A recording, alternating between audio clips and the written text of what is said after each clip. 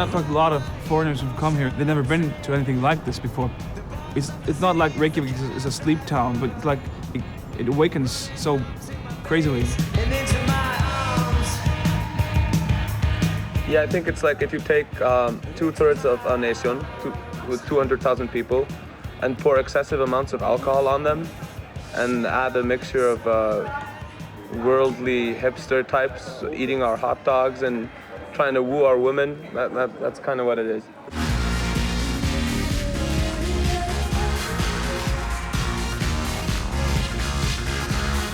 10, 11 years ago, our marketing manager in the US, Stefánsdóttir, got this crazy idea to establish a festival in Iceland, music festival. It started at Reykjavík airport, but then it grew, and the main object, of course, is to get foreigners to Iceland and introduce the culture, the music culture of Icelandic bands and foreign bands. So that was the main idea, and it's been growing since.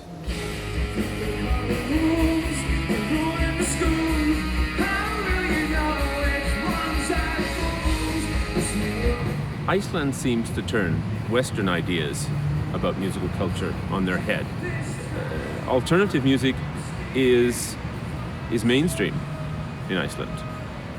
There is no mainstream. Everything's alternative here. This is the most important music festival for popular music in Iceland. It's like Christmas to them.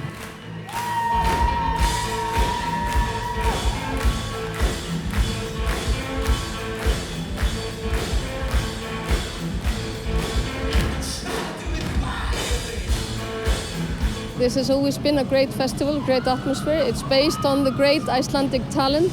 The main emphasis is still on Icelandic music and the ever-evolving scene. It's matured, but I hope that it still sort of has its party spirit, which was how it started and in my opinion, how it should be. People who are real music lovers, they have a chance now to come and explore the Icelandic music scene mixed with some of the most exciting stuff that is happening in the international music scene.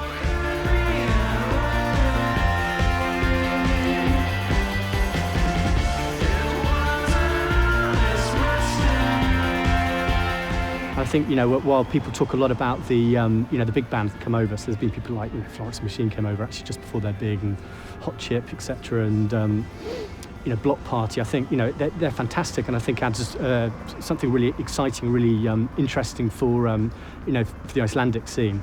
I think what's really special when you're a tourist or you're a foreigner coming in, it's the surprises.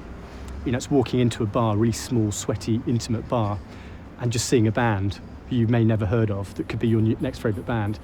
And I think those sort of moments actually kind of, certainly for me when I first came here, as a foreigner, really encapsulated sort of the spirit of Airwaves.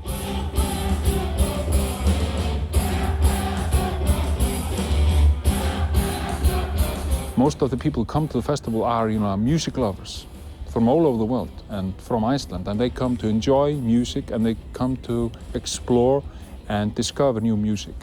It's been a dream to come to Iceland for a long time.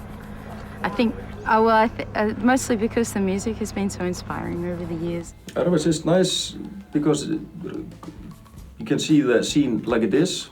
Like in the whole, you can see the really small bands, and sometimes the really big. And also it's nice, you can see good bands. They bring good bands around here every year. So. That are not maybe have not become like too popular stuff. So it's nice to see bands when they're like walking up the stairs.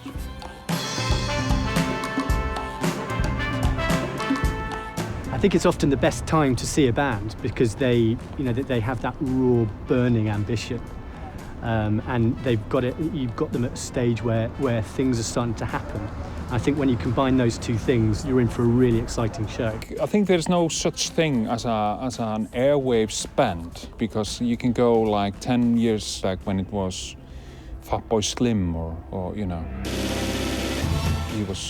was performing at Airwaves at 2001, and today you have something totally different. I love the talent that within the group of people working for Airwaves to find that new music, that we all there's like no act that is completely superior to us Icelandic bands. It's all just, we're all on the same boat. We just want to have a lot of fun. We want to share our music. We want to be heard.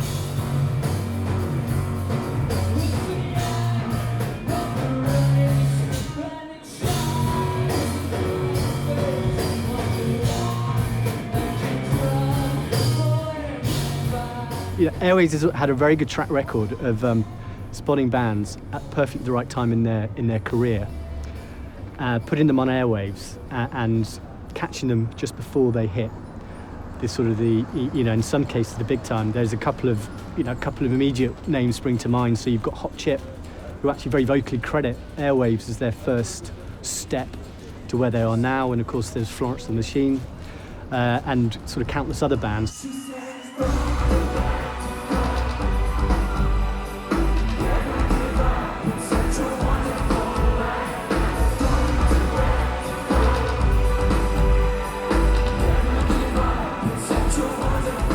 But I mean, at its core, it's a showcase festival in the name, which means that it's supposed to showcase new and awesome talent from all over the world, with of course with a special emphasis on the Icelandic scenes and the Icelandic bands. We do have a lot of press present, but we also have a lot of punters, a lot of normal folks like myself, and my mom likes to come there too.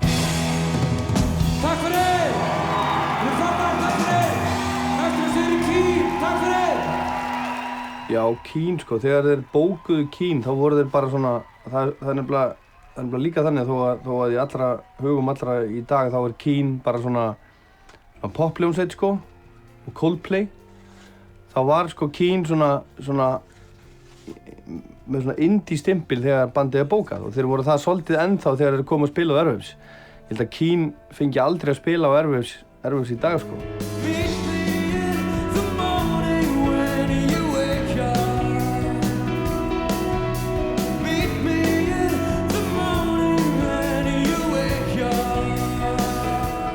Já, margar eftirminnilegar stundir maður. Það var ég drullaði næstuði á mig þegar ég sá Flaming Lips í Laugardalshöllinni. Það var alveg meiri háttar moment sko. One of my favorite shows is Flaming Lips. That was a great concert actually. It was amazing. They were kind of supporting, they were support act for a Suede, I think. It was really a freak out concert, but kind of strange having Flaming Lips playing at Laugardalshöllin. In that year it was, they were not that big, nobody knew Flaming Lips, but they were just as good as they are today.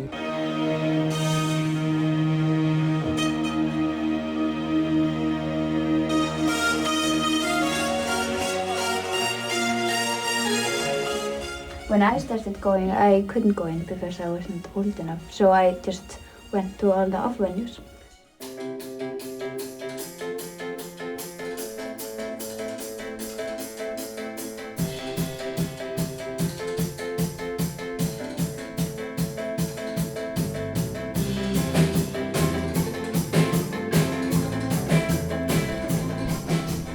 Airwaves is kind of a strange festival in that sense that most bands play like a big festival gig, and then also some off-venue shows in some record stores or clubs or cafes or wherever you can fit a small PA, you can play, really. On every corner in Reykjavík there is something going on, and also for the people that don't have passes. Because I asked the crowd, I was doing some off venues, and I asked the crowd how many have got passes, and there were like maybe 2 or 3 of them.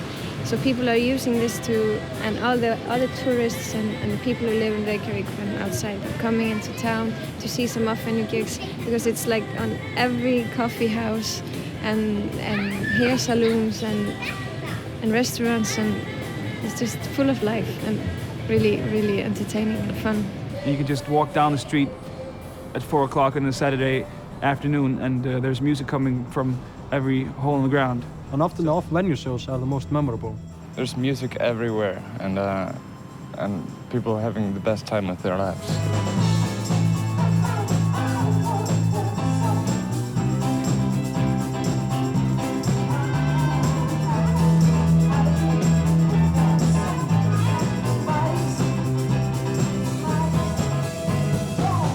best gig we've played at Airwaves for a long time when we played a small gig, like an off-venue gig at the bar called Dylan here in the main shopping street. For some mistake, we were put on at 3 o'clock on a Saturday afternoon, and we were playing the night before, a huge gig with like, I don't know, 2,000 people or whatever, and we went drinking afterwards, and we almost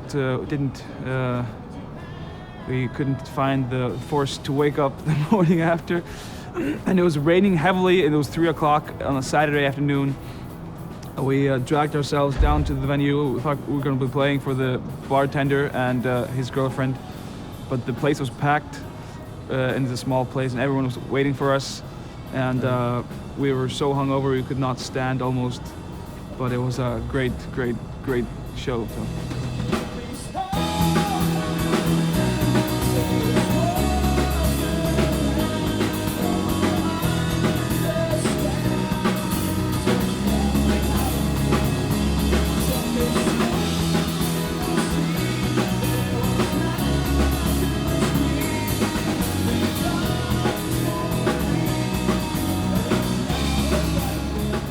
That was probably my favorite show of Airwaves.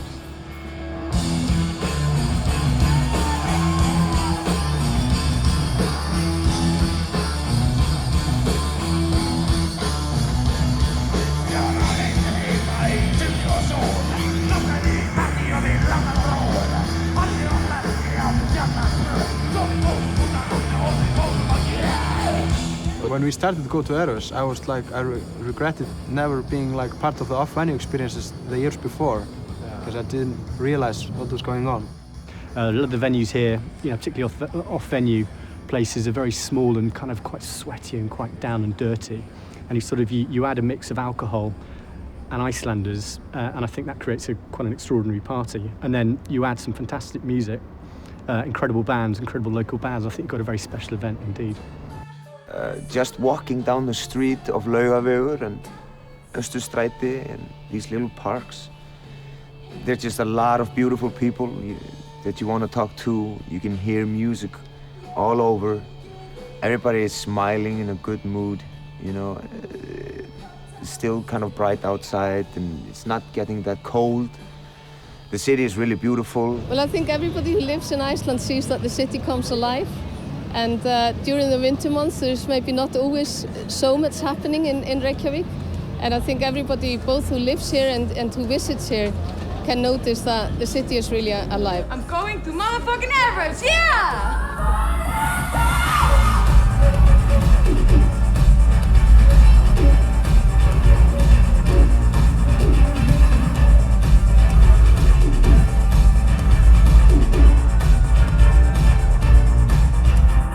Top stemming. Pretty much ask anyone on the street on Airwaves Friday before the hangover sets in and before they're too drunk to talk. They'll tell you the same thing. They never want to go home. Best time I've had. Yeah, the locals are really cool. The pizza's really good. That's what it's all about, right? It's like small and big, and the quality is like big. It's amazing, man. Been really cool. A lot of positive people that just really want to have a good time and just want to dance, and they're clapping. Look at everyone just clapping. Ég náttúrulega hef komið í Reykjavík á svona mánaðarfresti í mörg ár og mér finnst þetta bara frábært sko. Það eru allir að tala tónlist, það eru allir að hlaupa milli staða og það bara fellega gaman. It's violated most of my senses. Yeah. And you consider that a good thing? Yeah. You can actually just feel like you're at the best carnival in the world.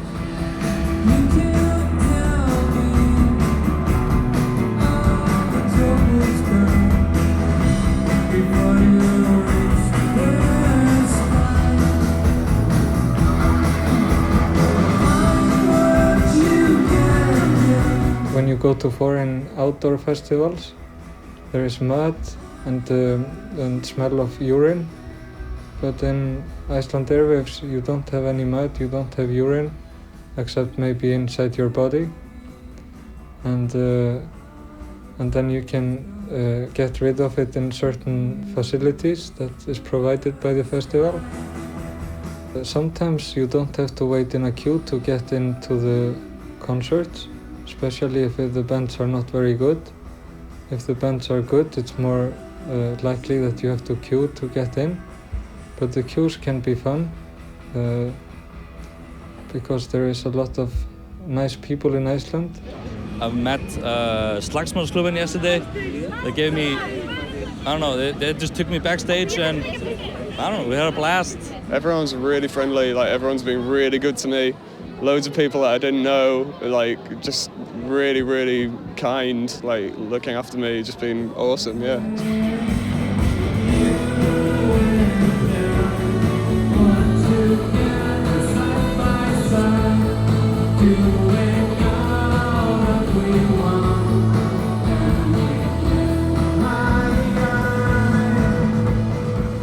Yeah, I think one of the great things about it is, like a lot of people will tell you, it's all very condensed. It's a very small area, a lot of venues packed in there. You don't have to walk for a long time.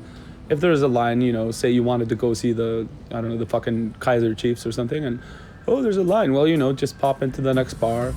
Probably something just as brilliant is going to be playing there, or like probably more brilliant than Kaiser Chiefs. Anyway, nobody cares about Kaiser Chiefs, so let's not get all caught up with Kaiser Chiefs. I mean, they had what, one song? People don't even remember that now. Það voða fátt sem ég get sagt að mér hafi fundist leiðilegt. En mér nú yfirleitt fundist sko það sem hefur verið bara hreinlega lélegt eða leiðilegt. Það eitthvað sem hefur komið frá útlöndum. Eitthvað sem búið að hæpa upp, eitthvað svona allir verða að sjá og svo maður bara, hvaða helvítis prump þetta?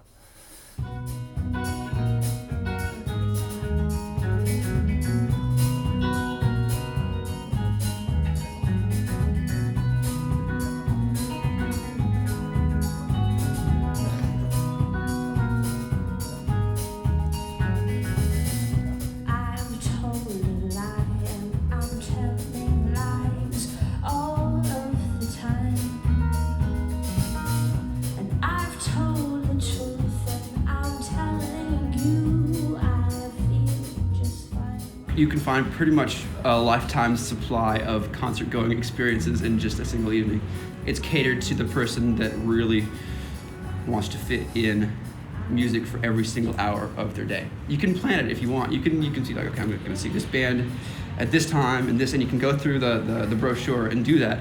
Or you can just get a beer and walk around the city and being like, oh, that looks cool, I'm gonna go in there for 5 minutes and then come out and then see like, you know, a huge truck pull up in the side, come up, and you know, out comes Dr. Spock, and there's a guy breathing fire, and then, you know, you keep walking with your beer, and you walk into Isno, and there's Olafur Arnalds playing classical music.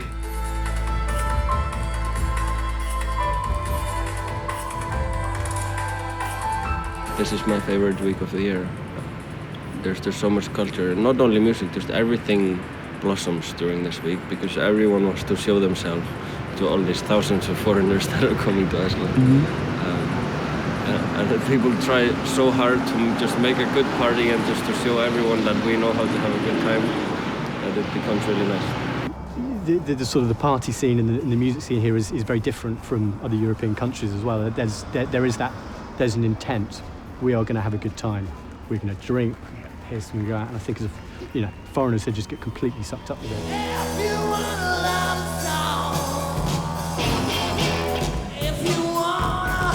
I feel good. I think there's also this sort of an element of, you know, people are away. A lot of the people that come over are sort of in one way or another work for the industry. You know, whether having an expense account or whatever, you seem to sort of leave all your sort of, all the bullshit, Keflavik, and just, you know, go for it. Really go for it.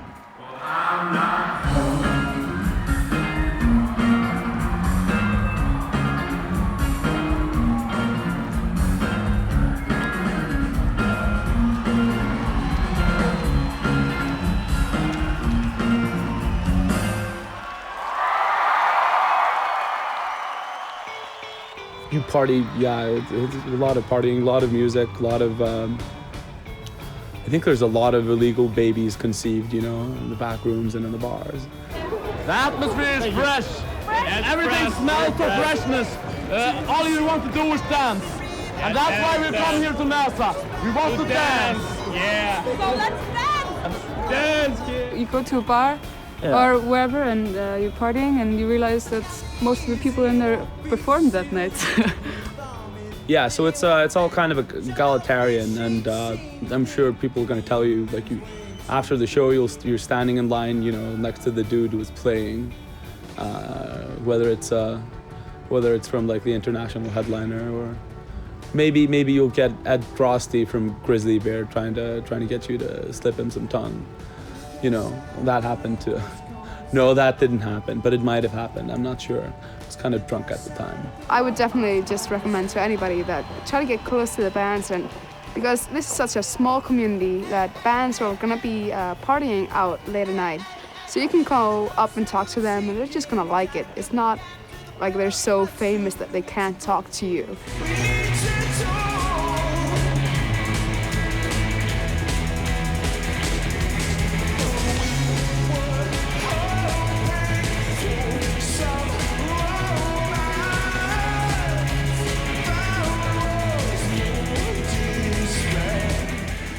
Yeah, when the bar closes at 6 o'clock or 6 o'clock in the morning, then you just take it to the next level and go to an after party or whatever. It's just mind-blowing party. For 5 days in a row. Yeah. It's pretty wild. I feel incredible. It's the best weekend of my life. I love Reykjavik.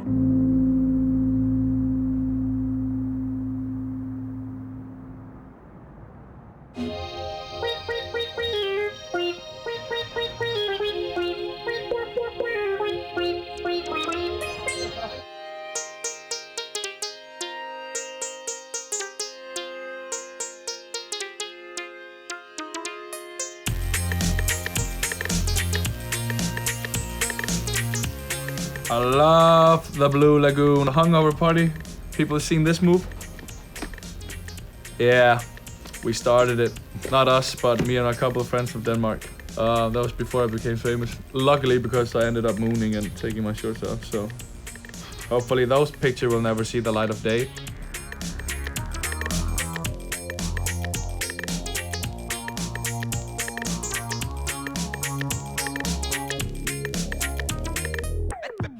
Greatest place on earth.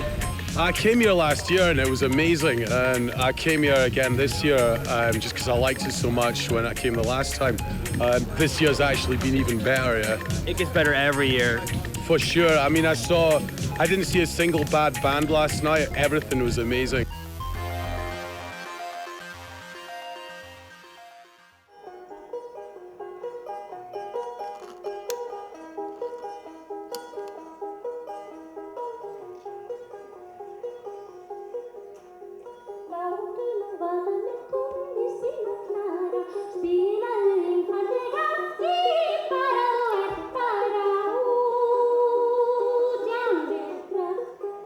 I would describe the Icelandic music scene as like a rainbow, really. But you just have to put the black into the rainbow, and it would perfect the Icelandic music scene, because it's everything. I mean, there's a guy playing in a black metal band playing keyboards for an electronic band, and it's everybody kind of knows each other. It's, the competition is healthy, There's always back talk and all that stuff. The music is great. Everybody puts everything into the music. Very every individual artistic needs are in every band, so it's different. Nobody's copying another Icelandic band, really. You just have to find your root and, grow your flower, something like that. You'll be there to carry me, and I'll be there betraying you.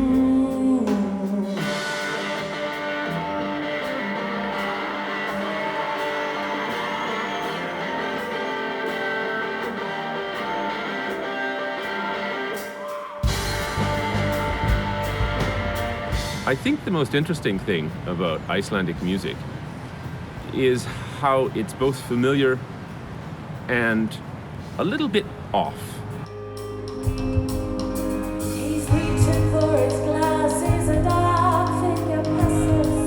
I Icelandic scene, it's very small and it's very close-knit. That means that everyone is working together, and it means that people are influencing each other. And I think because everyone is working so closely together, it creates this sound, this Iceland sound, whatever you want to call it. Even if one band is pop and the other one is something completely different. It's easy for us to create music because we're on a tiny little island and isolated and don't have to really fit into a scene or rules or whatever. You just do what you feel like. The fear of failure in Iceland is so low. I think that's why Icelandic musicians take the chances that they do. Icelanders feel that they can do anything in music, and they do. Við erum ekkert svo ofsalega mörg á Íslandi. Þannig að ef maður er að búa til músík, maður getur ekkert lifað á því. Það er ekki með góðu móti, ekkert einhver frábæri líf. Það er eins gott að gera bara það sem maður langar til. Og er ekki að búa til einhverja músík sem á að henta einhverjum svona útireiknuðum meðalsmekk.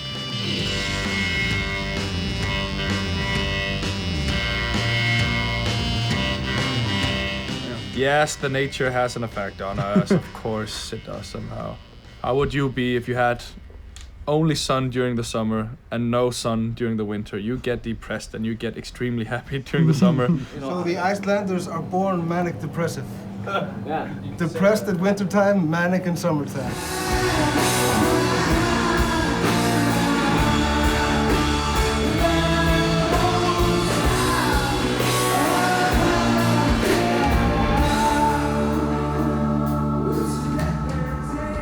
I think I can say this pretty confidently. People that like music will not be bored at the Iceland Airwaves Festival, even if they haven't heard of any of the bands, because there's something about it. There's a level of ambition and the level of love that goes into it that you don't have to know the songs even to sing along, like happened with Agent Fresco's songs. At that time, I don't know why, we hadn't even given out any album or anything, but we had one song in the radio, I believe, Eyes of a Cowcatcher, which was the final song, I believe, of the set, and all of a sudden we go into this a cappella part where we are only singing the chorus and the entire NASA venue is fucking singing with us. And it just gave us instant goosebumps. It still gives goosebumps just thinking about it.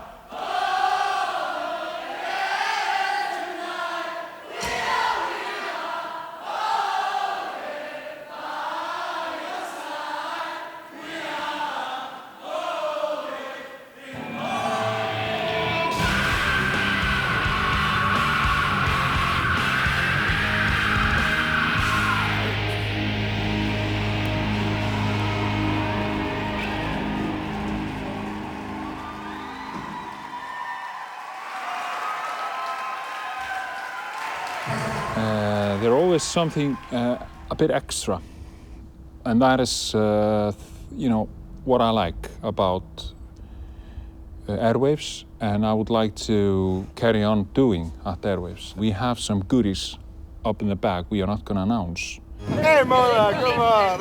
What are you waiting for? The tickets for Kings of Convenience? Extra things like the Kings of Convenience concert at Fríkirkjan last year. That's the kind of thing I like with a festival, even if there are people that couldn't get in. But the first in line, they got tickets and they got into this spectacular show. You set yourself above that unforgiving God you claim that you believe in.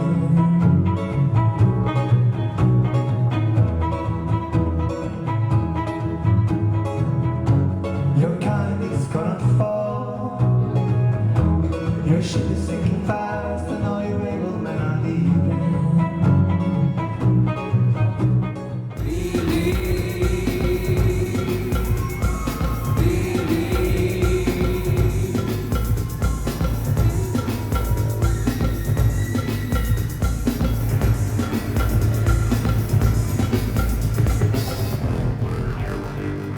Our next show at Airwaves will probably include a few new songs that had not been played before, and some old classics. The plan is to fuck shit up, but I don't know how. Definitely gonna put everything into the show to let people hear the new record. I think I will sing songs with the guitar, having a light show and nice sound. That's gonna be my kind of concert. Bring your glow, you know, and that makes the festival as it is today. I think that's the best party trick I know. Ef að breyta þessu stað hérna í stóra sánu. Ræðið sánu! There's so much beauty in Iceland to discover, and then also for this festival, you get to see some rock and roll music surrounded by beauty. What else could you ask for?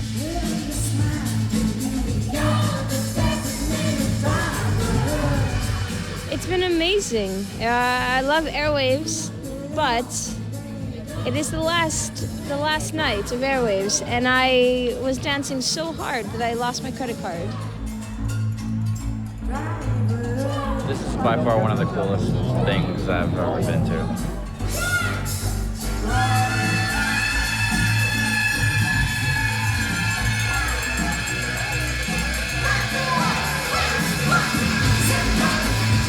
In a year, I'll be back, right here. You know what? Look for this guy next year, because you know, rumor has it he'll be back. Look for this guy, because I'm going to be with him. I can pretty much sum up Airwaves in like a few words. I think Airwaves is like the best music festival in the whole world. Anyone who comes to Iceland and falls in love with it, and I know a lot of people who have, has one concern in mind. Do I tell my friends about Iceland, or do I keep this as my own little secret?